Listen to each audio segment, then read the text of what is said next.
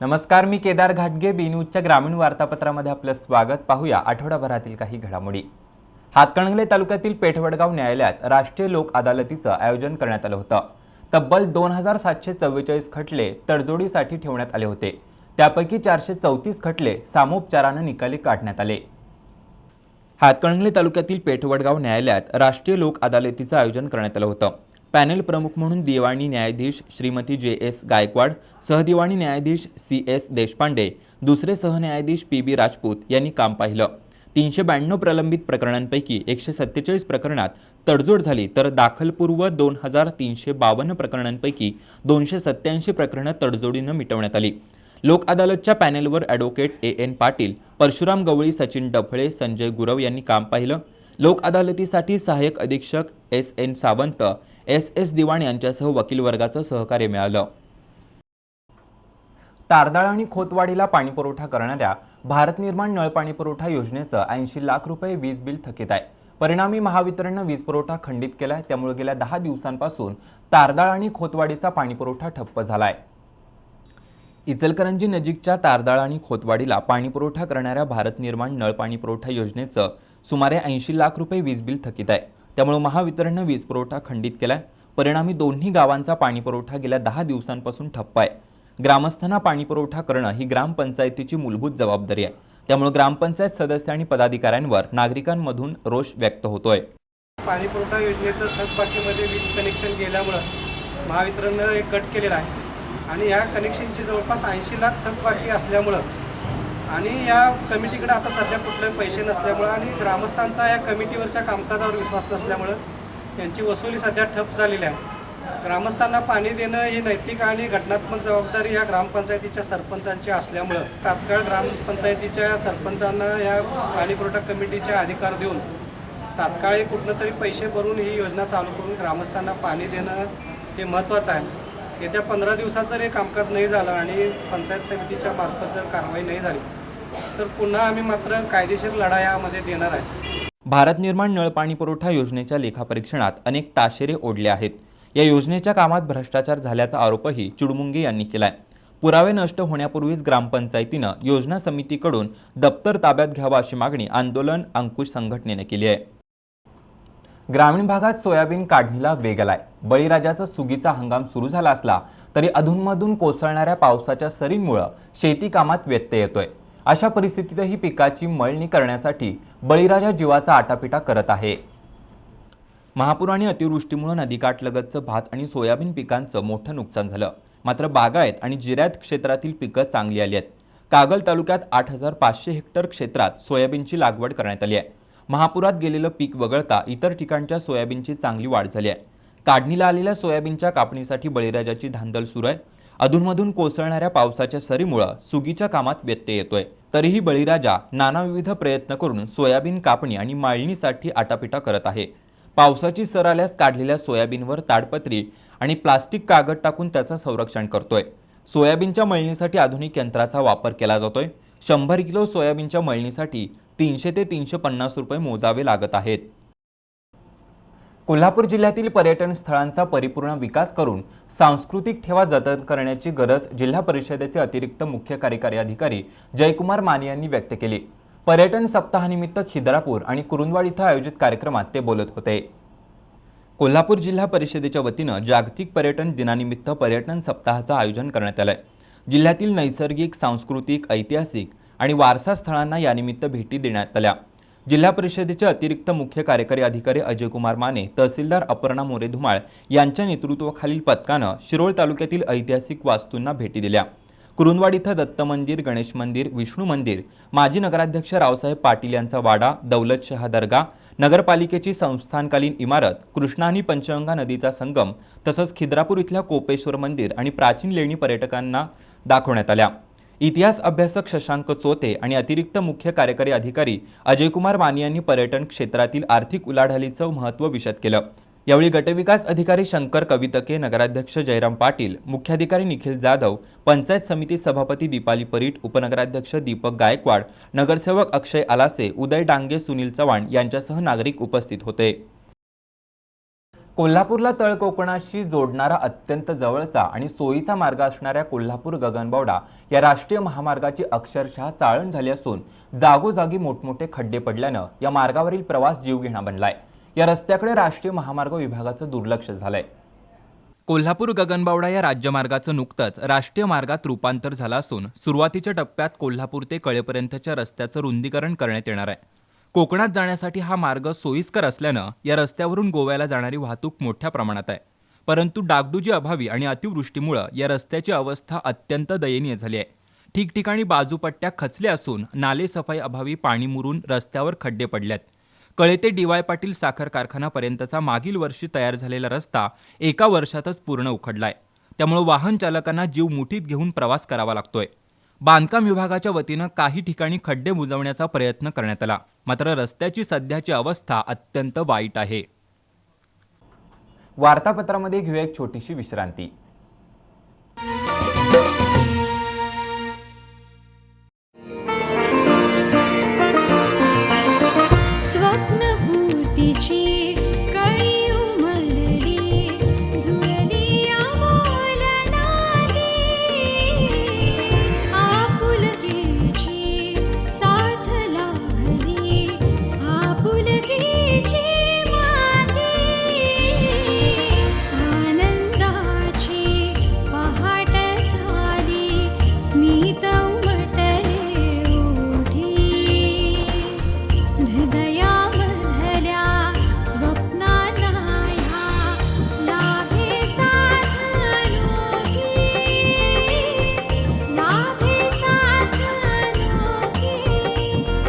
Viraj city Bhuyekar Patil ग्रुपचा एक सुमंगल वास्तू प्रकल्प विराज सिटी। साइट संपर्क कागल एसटी स्टँड समोर नॅशनल हायवे NH4 लगत कागल। मोबाईल 9527608484।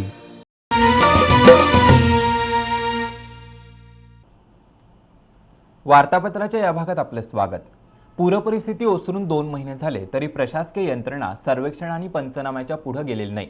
अजूनही पूरग्रस्तांना सरकारकडून नुकसान भरपाई मिळालेली नाही। याच्या निषेधार्थ नृसिंहवाडीतील पूरग्रस्तांनी लाक्षणिक उपोषण केलं।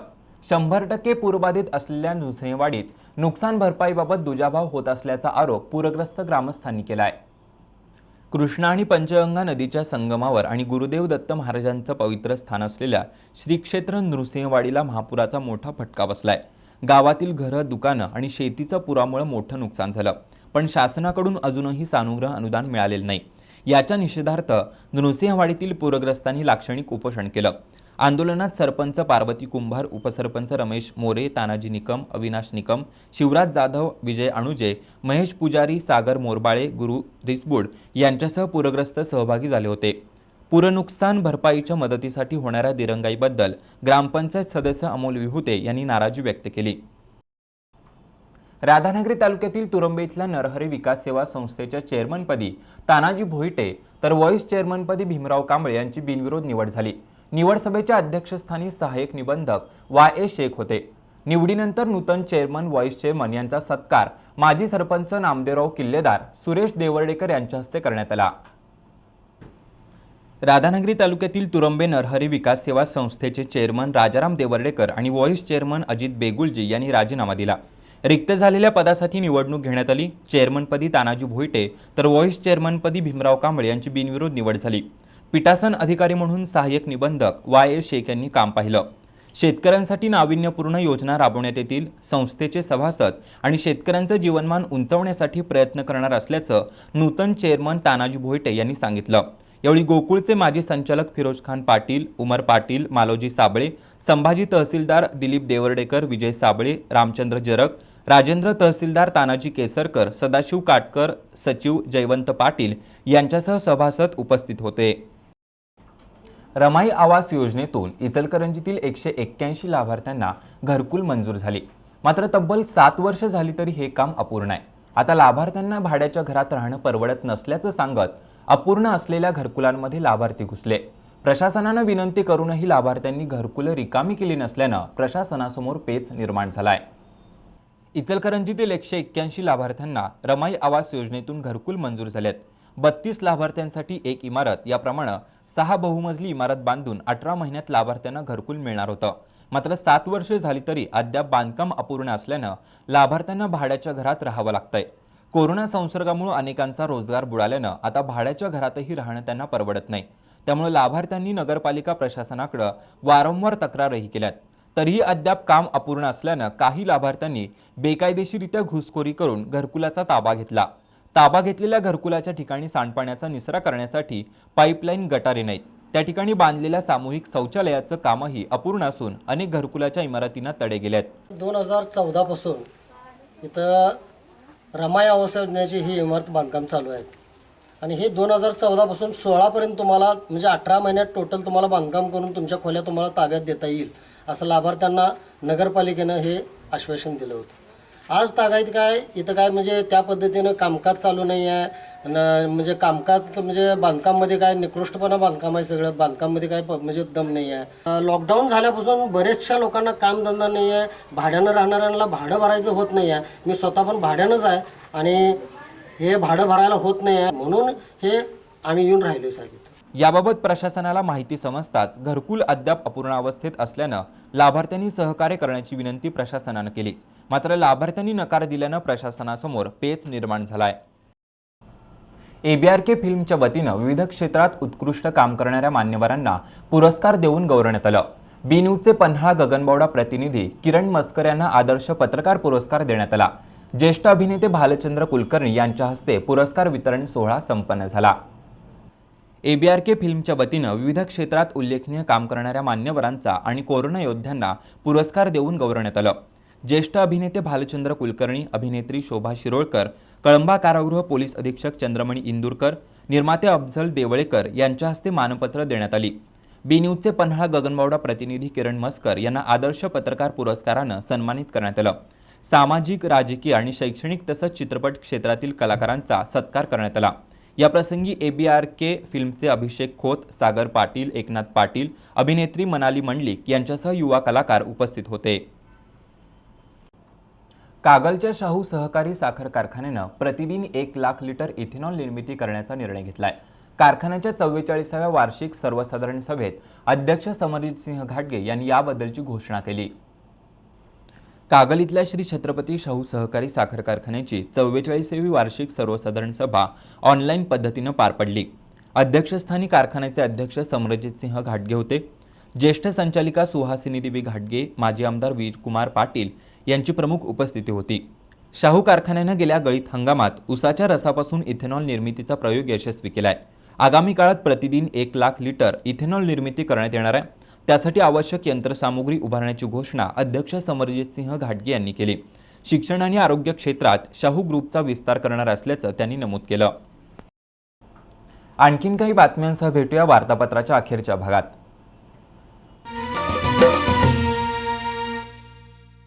गुणवत्ता, दर्जा आणि विश्वास यांच्या त्रिवेणी संगमातून तयार होणारे वैशिष्ट्यपूर्ण कट अँड बेंड तंत्रज्ञानानं तयार होणारे 24 मीटर पर्यंतचे अखंड बार्स महालक्ष्मी TMT बार्स. भक्कमतेला, विश्वासाची मजबूतीला, युगायुगांची साथ सदा मिळते. महालक्ष्मी TMT बार्स, नाते अविरत जुळते. गुणवत्ता, दर्जा आणि विश्वास यांच्या त्रिवेणी संगमातून तयार होणारे वैशिष्ट्यपूर्ण कट अँड बेंड तंत्रज्ञानानं तयार होणारे 24 मीटर पर्यंतचे अखंड बार्स महालक्ष्मी TMT बार्स. भक्कमतेला, विश्वासाची मजबूतीला, युगायुगांची साथ सदा मिळते. महालक्ष्मी TMT बार्स, नाते अविरत जुळते.